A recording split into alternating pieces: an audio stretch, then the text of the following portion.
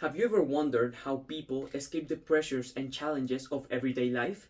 Well, today we're about to embark on a journey into the intriguing realm of coping mechanisms. Coping mechanisms are the psychological and behavioral strategies we employ to handle the trials and tribulations of everyday life, manage our emotions, and tackle stress. And when it comes to coping, there is one familiar path many of us take: escapism. Imagine it as your very own mental getaway, a method to temporarily dodge reality's curveballs, or simply a much needed breather from life's demands. Think about those moments where you've lost yourself in the pages of a captivating novel, or perhaps you've been transported to another dimension by your favorite movie or game. That is escapism. But what is the real story behind escapism? How does it help us cope with stress and life's challenges? Well, stick around because we're about to find out. First up, escapism offers temporary relief. It allows us to step away from the stressors and pressures of everyday life, granting us a much needed mental and emotional break. Many forms of escapism, like reading, watching movies, or playing video games, can be incredibly relaxing. These activities reduce our body's stress response and help us unwind. Engaging in creative forms of escapism, such as writing, drawing, or role-playing, can be therapeutic. It lets us channel our stress and emotions into productive and imaginative activities. Escapism, like online gaming or participating in fun communities, can even facilitate social connection, making us feel like we belong, reducing feelings of isolation and stress. Sometimes, escapism can help us gain a different perspective on our problems. Engaging with diverse characters and scenarios broadens our outlook and provides new insights into our own challenges. But, like everything in life, escapism has its downsides. Simply ignoring your problem can be detrimental, as a good distraction won't be able to solve them. So, what do experts have to say about escapism? Let's take a look at an article by Ashley Olevine, titled "The Meaning of Escapism in Psychology." Ashley argues that people seek escapism to avoid pain or discomfort, which are a normal part of life. It can also be a survival tool for the mind, helping us cope with traumatic situations or memories. While escapism can be seen as an unhealthy habit, it can also be a helpful way to deal with challenging problems, manage stress, and balance emotions safely and in moderation. In her article, Ashley discusses how escapism can have both positive and negative effects, such as relaxation and mood repair, and negative consequences like excessive media use and withdrawal. In conclusion, escapism is a double-edged sword. In the world of coping mechanisms, when used in moderation, it can be a refreshing escape from life stress. However, relying on it too heavily might mean we're avoiding the very challenges we should be addressing. Thank you for joining me today as we explore the world of coping mechanisms and escapism. Now, let's give the stage to my partner, Simon Rees, who will relate escapism with the novel All Quiet on the Western Front. Mueller was a young man who continued studying his physics books and thinking about the exams. Mueller was a comrade of Paul, such as in the school and in the war. The coping mechanism that is evidenced by Mueller in the book is the escapism. For example, when Franz Kemmerich was about to die, Mueller was just interested in his boats and in any more. Like, he wasn't interested in the health of Cambridge, in the health of the comrades. And I think that is a way of escapism because he's preventing, like, to not think about the consequences of war, for example, the death. He just preoccupied about the material things, right? He was not interested about his comrades, about the war. So that is a way of escapism. Another example can be, for example, the questions that he makes to his comrades. For example, a question which is, what would you do if it were suddenly peacetime again? And he makes those kind of questions as a method to prevent him about thinking about the war, right?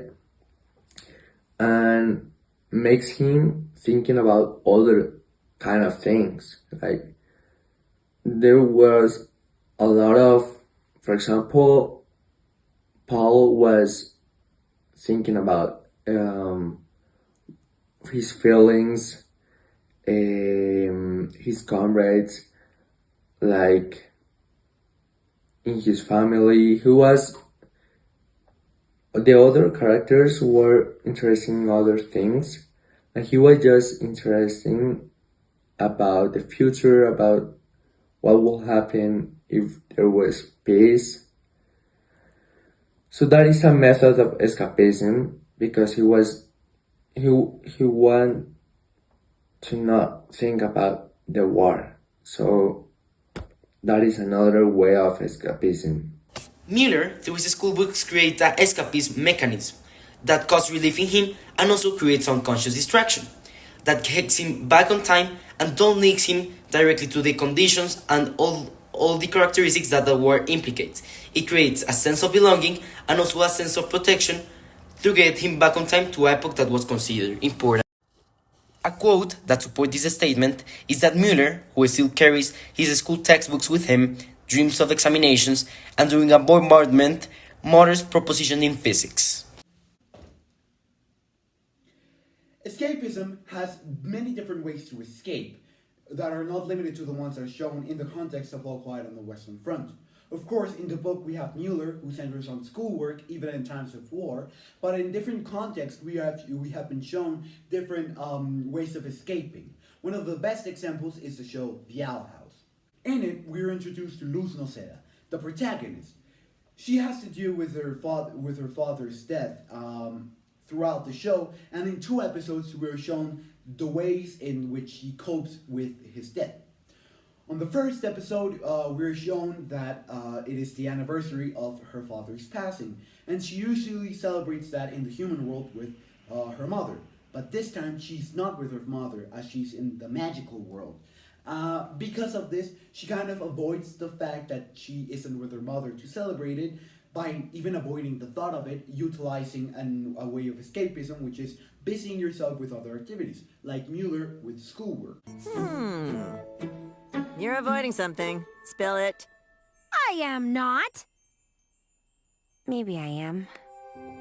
Okay, I definitely am. Every year, me and Mom have this little ritual we do. It's nothing big. I just miss her. That's all. What you need is a healthy distraction from your problems. Like breakfast. Yeah, okay. I could go for a griffin egg. Well, let us know if you need anything, okay? I'll meet you guys in the kitchen.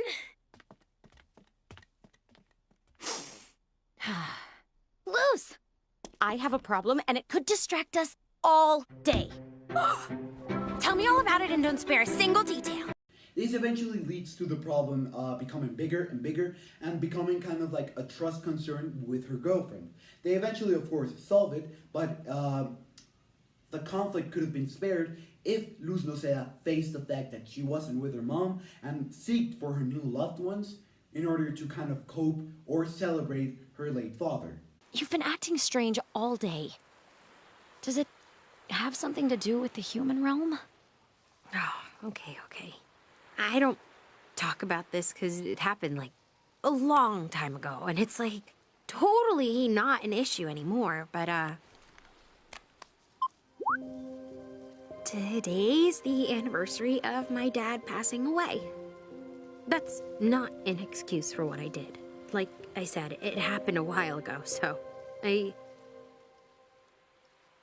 didn't want to bring it up. He always brought us flowers on our birthdays, so after he passed away, we started picking flowers for each other. And then we'd visit his grave, and me and my mom would spend the day together. It's nice, but this year I'm not with her, and I don't have any flowers. And when you told me about the problem with your dad, I don't know. Maybe I was jealous or just needed a distraction. I was dumb. I'm sorry. In a later episode, we are shown that before her father passed away, he gifted Luz the book The Good Witch Azura. This book helped her kind of escape from her father's passing, and it shows us that even after her father's death, she started kind of having a more positive outlook in life due to the book. Oh, we moved.